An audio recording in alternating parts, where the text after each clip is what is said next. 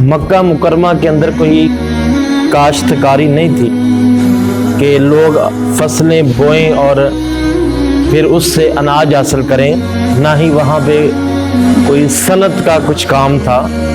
اس کے باوجود بھی جو قریش مکہ تھے وہ بڑی ہی خوشحالی والی زندگی گزار رہے تھے۔ اس کی وجہ یہ تھی کہ جو قریش مکہ تھے یہ سال کے اندر 2 مرتبہ تجارت کیا کرتے تھے، اور اللہ نے اتنا کرم کیا ہوا تھا کہ جو لوگ حاجی حج کرنے کے لیے آتے تھے یہ ان کی خدمت بھی کیا کرتے تھے اور انہیں کھانا کھلاتے اور ان کی دعوتیں کیا کرتے تھے۔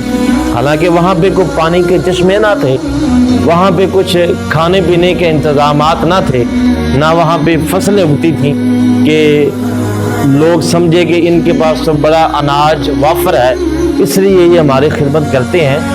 وہاں پہ کچھ نہیں بھی تھا لیکن پھر بھی یہ لوگوں کی خدمت کرتے تھے۔ اس کی وجہ یہ تھی کہ یہ سال میں 2 مرتبہ تجارت کے لیے سفر کیا کرتے تھے۔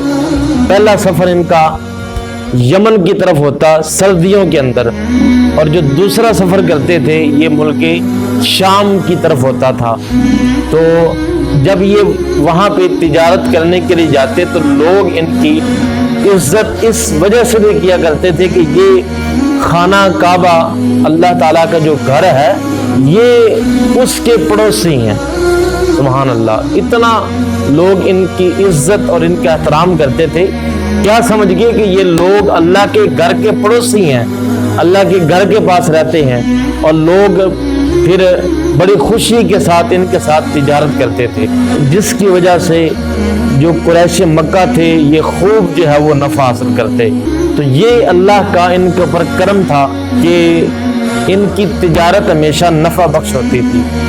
دوسرا جو اللہ نے ان کے اوپر کرم فرمایا وہ یہ تھا کہ باقی جتنے بھی قافلے جاتے تھے ان کے اندر کوئی خوش قسمت ہوتا تھا کہ جو لوٹے بغیر جو ہے وہ واپس آ جائے، یا تو لوٹ لیے جاتے تھے اور یا انہیں کئیوں کو مار بھی دیا جاتا تھا، اور بڑی مشکل سے کوئی جو ہے وہ بچ کے نکلتا تھا۔ لیکن یہ جو قریش والے تھے کبھی ان کے قافلے کے اوپر حملہ نہ ہوا اور نہ ہی کبھی ان کا قافلہ لٹا۔ یہ اللہ کے ان کے اوپر دوسرا خاص کرم تھا، یہ صحیح سلامت جو ہے وہ مکہ شہر کے اندر واپس لوٹ آتے تھے۔ اور جب اسلام آیا تو پھر رب ذوالجلال نے خاص قریش کے لیے سورہ قریش نازل فرمائی۔ اگر آپ اس کا ترجمہ پڑھیں نا، اللہ تعالیٰ فرماتا ہے کہ قریش والوں کو ہم نے 2 سفر عطا فرمائے، ہم نے 2 سفروں کی الفت عطا فرمائی، گرمیوں کا سفر اور سردیوں کا سفر۔ اور اللہ فرماتا ہے کہ اور ان سفروں کے اندر ہم انہیں نفع ہم نے عطا فرمایا، تو اس لیے اب ان کا حق بنتا ہے کہ یہ اس کعبے کے رب کی تعظیم کریں اور اس کی بندگی کریں اور رب ذوالجلال کی عبادت کو بجا لائیں، کیونکہ اس کعبے کی وجہ سے لوگ ان کے ساتھ تجارت کرتے ہیں اور یہ خوب جو ہے نفع کماتے ہیں۔ تو رب فرماتا ہے کہ اب ان کا فرض بنتا ہے کہ اب تم ایمان لے آؤ اور میرے خاص بندے بن جاؤ۔ دوسرا یہ کہ ہم نے انہیں اس وقت کھانا کھلایا جب یہ بھوکے تھے، اس رب نے انہیں امن و امان عطا فرمایا۔ یہ پوری تفسیر موجود ہے، تو لہٰذا اللہ نے فرمایا کہ اے قریش اب تم دار اسلام کے اندر داخل ہو جاؤ۔ تو یہ قریش کے اوپر رب کے 2 خاص کرم تھے کہ نہ ان کی کبھی تجارت کے اندر گھاٹا پڑا تھا، یہ اللہ کی ذات نے ان کے اوپر خصوص جو ہے وہ کرم فرمائے۔